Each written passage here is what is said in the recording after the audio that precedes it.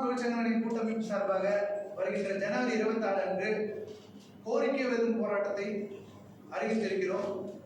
இந்த போராட்டம் என்பது மாண்புமிகு தமிழ்நாடு முதல்வர் அவர்கள் தேர்தல் வாக்குறுதி எண் 153 படி அரசு துறையில் 10 ஆண்டுகளுக்கு மேல் பணிபுரிந்தால் அவர்களை பணிநிறுத்தப்படுத்துவேன் என்ற வாக்குறுதி அளித்திருந்தார்.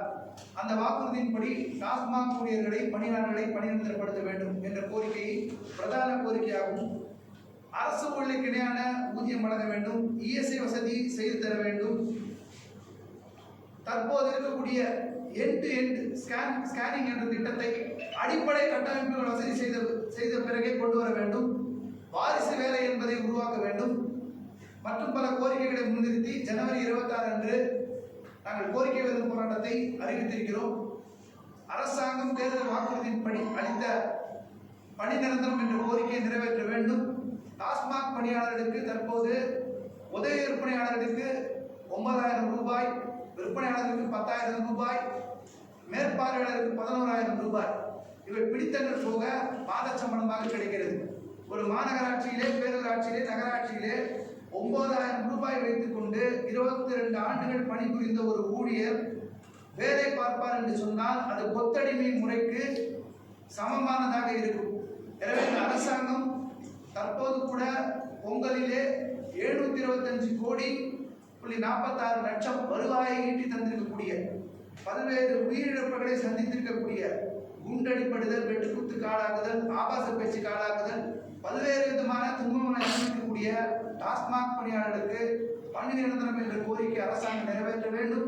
அரசு ஊழியருக்கு இணையான ஊதியம் வழங்க வேண்டும். அரசாங்கம் மக்கள் நலன் கருதி டாஸ்மாக் கடைகளை மூட வேண்டும் என்று முடிவெடுத்தாலும் மாற்றுத்துறையிலே அவர்களுக்கு வேலை வாய்ப்பை வழங்கி மூடுவதற்குண்டான நடவடிக்கை எடுக்க வேண்டும் என டாஸ்மாக் தொழிற்சங்களுடைய கூட்டமைப்பு சார்பாக வருகின்ற ஜனவரி 26 கோரிக்கை எழுதும் போராட்டத்தை நாங்கள் அறிவித்திருக்கிறோம். கோரிக்கை எழுதும் வரை சென்னையிலே போராட்டம் தொடரும் என்பதை தெரிவித்துள்ளோம். எந்த வகையான போராட்டம் இருக்கும் சார்? சென்னையில் கூடுவோம், எங்கள் கோரிக்கை திரும்பி போக மாட்டோம்னு இருப்போம். அரசாங்கம் கைது பண்ண கைதாகும். எந்த இடத்துல கூடுவீங்க? அந்த மாதிரி சென்னையில் டாஸ்மாக் தலைமை அலுவலகம் முன்னாடி கூடுவதற்கு திட்டமிட்டிருக்கோம்.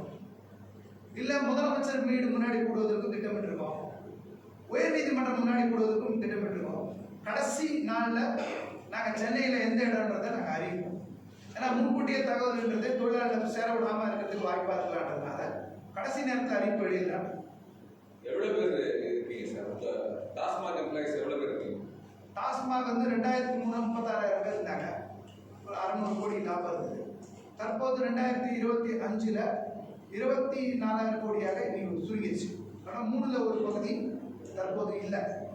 ஆனால் 24,000 கோடி 24,000 பேரை மாறிட்டாங்க பணியாளர்கள்.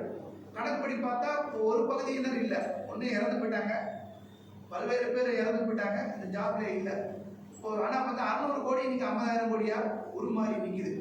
இந்த போராட்டத்தை பொறுத்தவரைக்கும் குறைந்தபட்சம் 7,000 பேருக்கு மேலே இந்த போராட்டம். இல்லை, இப்போ இருக்கிற எம்ப்ளாயோட ஸ்ட்ரென்த் எவ்வளோ?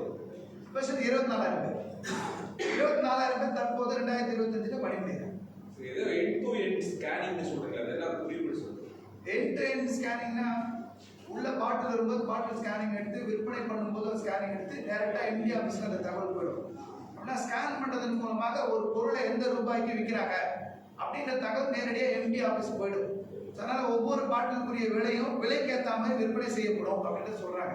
இது என்னென்னா ஸ்கேனிங் சிஸ்டம்ன்றது அதுக்கு ஒரு தனி மிஷினும் கொடுத்துருவாங்க. அந்த மிஷின் மூலமாக தான் இப்போ ஆப்ரேட் பண்ணி அதை ஸ்கேன் பண்ணி நம்ம அப்படின்னா எம்டி ஆஃபீஸ் தகவல் போய்டும். என்ன ப்ராடக்ட் இங்கே வந்திருக்குன்னு ஸ்கேன் பண்ணணும், அவங்ககிட்ட விற்கும் போதும் ஸ்கேன் பண்ணணும். இப்படி பண்ணுறதுல எல்லா நேரத்துலையும் சிக்னல் கிடைப்பதுன்றது ஒரு பிரச்சனையாக இருக்குது. ரெண்டாவது லைனில் கூட்டமாக நிற்கிறாங்க. கடையே 10 தான் கடை, ஸ்டாக் கம்மி, ஸ்டாக் நிறைய இருக்குது. இதில் வச்சுக்கிட்டு ஒருத்தருக்கும் பதில் சொல்லிக்கிட்டு அந்த ஸ்கேன் பண்ணணும்னா நெட்டு சுற்றிக்கிட்டே இருந்தால் அந்த ஸ்கேன் ஆக மாட்டேங்குது. ஸோ இப்போ இன்ட்ரோடியூஸ் பண்ணிருக்காங்க, இன்ட்ரோடியூஸ் பண்ணிருக்காங்க. இப்போ எல்லா 12 மாவட்டங்கள் இன்ட்ரோடியூஸ் பண்ணியிருக்காங்க. அந்த 12 மாவட்டங்களையும் முறையான செயல்பாடு அது இல்லைன்றதுனால நீங்கள் அடிப்படை கட்டமைப்புலாம் செஞ்ச பிறகு அதை கொண்டு வாங்க. அதாவது அரசு சார்பில் பல்வேறு மாநாடுகள் நடக்குது, விழிப்புணர்வு சார்ந்த விஷயங்கள் அதில் பேசப்படுது.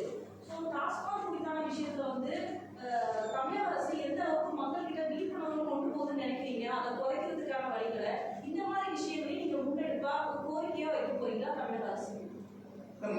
துறை பேரே மதுவிலக்கு மற்றும் அமலாக்கத்துறை தான். பேர் அப்படி இருக்குது. ஆனா வந்து தமிழ்நாடு முழுக்க டாஸ்மாக் கடைகளை வந்து ஒரு பக்கம் இன்னைக்கு தேதியில குறைச்சிட்டு வராங்க.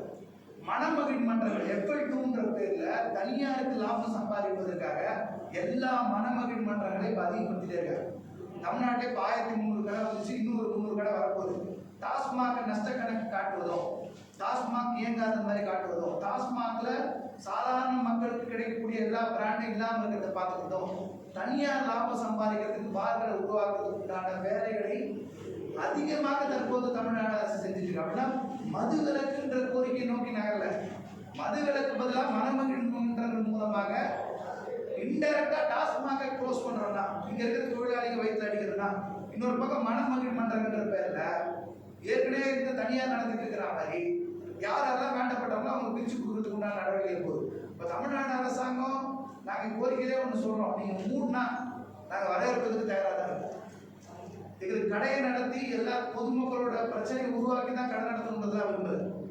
நீங்க மூடணும் முடிவெடுத்தா மாற்று வேலை கொடுங்க, அவ்வளவுதான். 21 வருஷம் இந்த அரசை நம்பியே இவ்வளவு நாள் வந்து இவ்வளவு குறைவான